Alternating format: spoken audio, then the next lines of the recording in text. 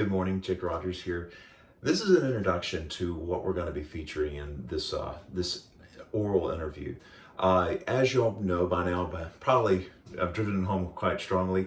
My area of research is film history, and my research topic is: did budget films help save Hollywood during the Great Depression? Now, this is an interesting topic on multiple levels, and clearly for this oral interview, the thing that we're prompted to get is an interview from an entrepreneur that's connected, hopefully, to our research topic. Now, obviously, you can tell for my area, interviewing a filmmaker from the 1930s is all but impossible. But I was struck by this, and this is the template for where I'm going with this interview here. Is many of you will probably are not cognizant of this reality, but the platform, the catalyst for television was B Westerns, B films. It was through the catalyst of the budget films of the 1930s that Hollywood and filmmakers knew that they could produce a film that they could present on television for an economic price that would not break the producers. For instance, if you make a film like Gone with the Wind and you try and produce it for television, you're not going to make any money. In fact, your studio is going to go under because there's no way you can support that kind of production level on film.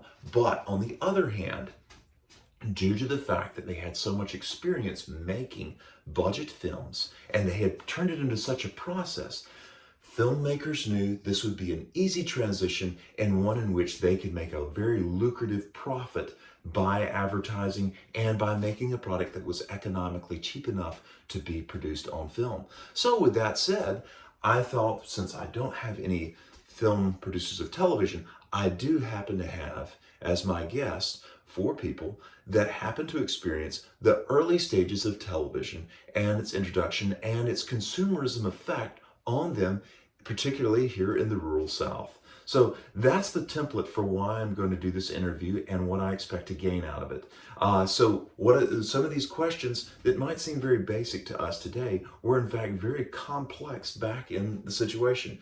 So that's what I'm hoping to gain, get their insight on how it was in the early stages of television, how this was marketed, how it was able to be consumed by the American public for production, and to get their impact on, was it different than films? Was it a better product? What was the part that consumers were able to latch a hold to, and why was it that the filmmakers and the Hollywood people and the TV personalities were able to captivate and lock into to make this a product that they could turn into the Leviathan that it is today?